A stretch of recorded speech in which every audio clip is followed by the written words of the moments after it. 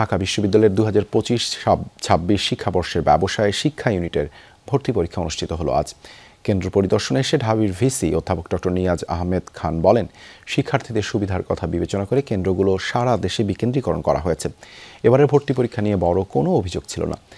ঢাকা বিশ্ববিদ্যালয়ে ভর্তি পরীক্ষায় পোষ্য কোটা বাতিলের চলমান আন্দোলন নিয়ে ঢাবি ভিসি বলেন, পোষ্য কোটার বিষয়ে আদালতের রিট মামলা চলমান, আদালত যে সিদ্ধান্ত দেবেন তা পালনে প্রস্তুত আছেন তারা। এবারে ঢাবি ক্যাম্পাসের পাশাপাশি চট্টগ্রাম, রাজশাহী, খুলনা বিশ্ববিদ্যালয় এবং রংপুরের বেগম রোকেয়া বিশ্ববিদ্যালয় সহ মোট 5টি কেন্দ্রে একযোগে পরীক্ষা অনুষ্ঠিত হয়েছে। ব্যবসায় শিক্ষা ইউনিটের মোট 1050টি আসনের বিপরীতে আবেদন করেছেন 34,062 জন ভর্তিচ্ছু।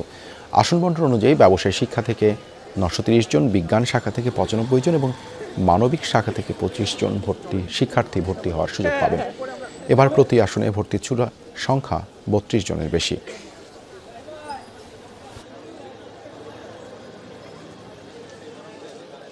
আজকে ছিল আমার ব্যবসায়ী শাখার পরীক্ষা, এরপর কলা ও আইন বিভাগের পরীক্ষা দিব।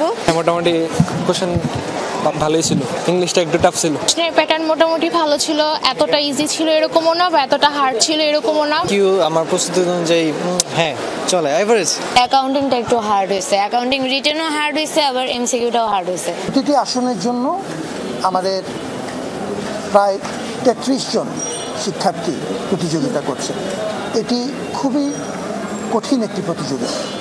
কোনোভাবেই আমরা যেন আমাদের শিক্ষার্থীদের, আমাদের সন্তানদের মনোভঙ্গের কারণ না হই, কোনোভাবেই তাদের উপর যেন কোনো চাপ প্রয়োগ না করি।